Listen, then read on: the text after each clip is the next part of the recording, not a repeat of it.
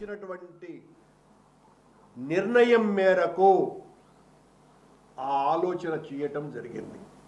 ఆ ఆలోచన ప్రస్తుత పాలక మండలికి అదేదో ద్రావిడ సాంప్రదాయము అనేటువంటి ఆలోచన అని కూడా కొన్ని పత్రికల్లో వచ్చింది.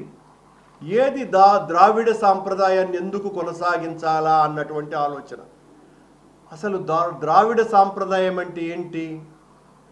తిరుమలలో ద్రావిడ సాంప్రదాయం నాలాయిర ప్రబంధం అంటే 18 మంది 12 మంది ఆళ్వారులు వాళ్ళు స్వామివారిని ఎనలేని రీతిలో కీర్తించినటువంటి ఆ కీర్తనలే నాలాయిర దివ్య ప్రబంధంగా తమిళ వేదంగా భాషిల్లుతున్నది.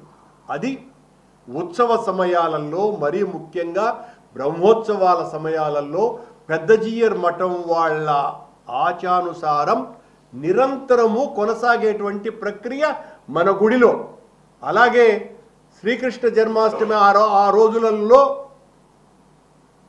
వెంకటేశ్వర స్వామికి సంబంధించి ఆండాళ్వారు రచించినటువంటి ప్రబంధ పఠనమే నెల రోజుల పాటు నిరంతరం కొనసాగుతుంది. ఆ నెల రోజుల పాటు స్వామివారికి సుప్రభాత సేవ కూడా ఉండకుండా ఉంటుంది. ఇది వేల సంవత్సరాలుగా జరుగుతున్నటువంటి ఆచారం. కనుక ద్రావిడ సాంప్రదాయాన్ని మన ఆలయంలో కొనసాగించాల్సినటువంటి అవసరం లేదు అనేటువంటి ఒక వితండ వాదనని ఈ బిఆర్ నాయుడు గారు తీసుకురావటం అన్నది తీవ్ర ఆక్షేపణ కలిగించేటువంటి విషయం. శ్రీరంగంతో మొదలుకొని పరమపదం వరకు వైష్ణవులందరూ కూడా భక్తితో పూజించేటువంటి దివ్య దేశాలలో వెంకటేశ్వర స్వామి ఆలయం రెండవది అన్నటువంటి విషయాన్ని తెలుపుతూ స్వామివారికి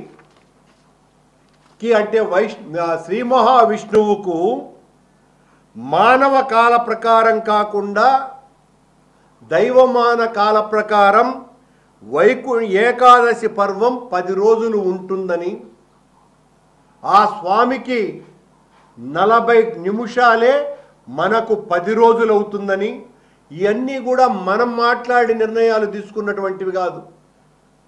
సాంప్రదాయ ప్రసిద్ధులు చెప్పినటువంటి సూచనలు ఇవన్నీ కూడా. కనుక 10 రోజులు వైకుంఠ ఏకాదశి పర్వదినాలుగా భావించి ఆ 10 రోజుల పాటు వైకుంఠ ద్వారాన్ని తెరవటం అత్యంత మంచిది అన్నటువంటి వాళ్ళ సూచనలతో ఆనాడు పాలక మండలి తీసుకున్నటువంటి నిర్ణయం చేతగాక చేష్టలుడిగి చేతులెత్తేసి మీలో మీరు కొట్లాడుకొని ఎట్లా మీ పైరవీకారులకు అందరికీ కూడా దర్శన టికెట్లు ఇప్పించాలన్న దాంట్లో తలమునకలైపోయి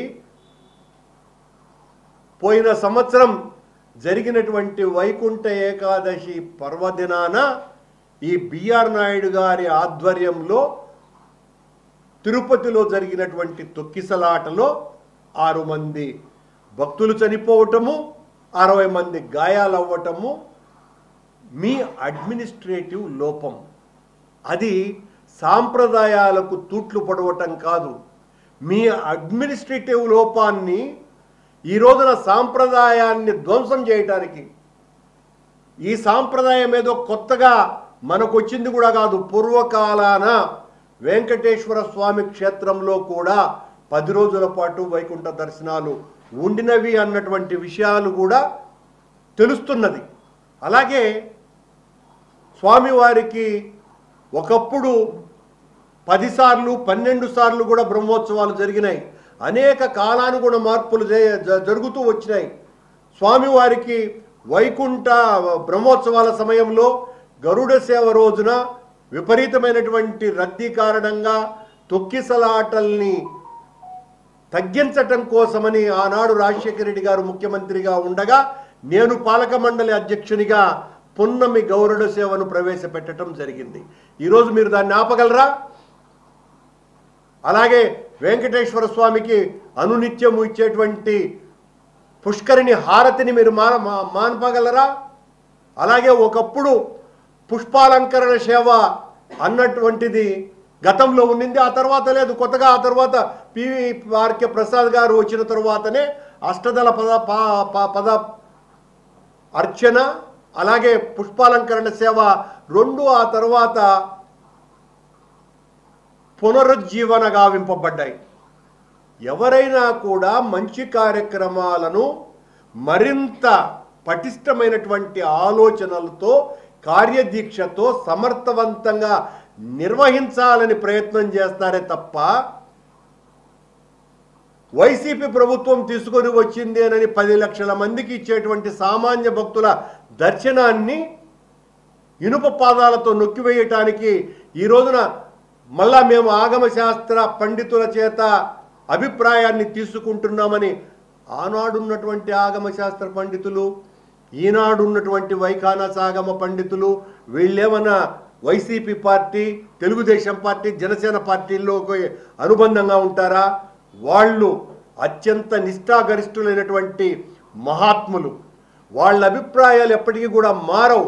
10 రోజుల క్రితం పద్మావతి గెస్ట్ హౌస్లో జరిగినటువంటి ఆగమ సలహా మండలి సమావేశంలో కూడా వాళ్ళ అభిప్రాయం మీ ఒత్తిడి తట్టుకోలేక 2 రోజులైనా బాగుంటుంది, 10 రోజులైనా బాగుంటుంది అన్నటువంటి సూచన వాళ్ళు చేసినట్టుగా నా దృష్టికి వచ్చింది. అంటే మీరు బలవంతంతో ఈ 2 రోజులుగా కుదించేయాలా అన్నటువంటి ఈ కుటిల ప్రయత్నాన్ని మానుకోమని బిఆర్ నాయుడు గారికి నేను సెలవిస్తున్నా. మేమేదైనా మంచి చెబితే దాని మీద వెంటనే మా మీద దాడి చేయటమే తప్ప ఈరోజు రేపు నేను ఈ పత్రికా సమావేశం ఏర్పాటు చేసిన వెంటనే మీరు ఏదైనా మాట్లాడవచ్చుగాక, కానీ 2 రోజులకే కుదించాల్సినటువంటి అవసరాన్ని మీరు ఏమాత్రము కూడా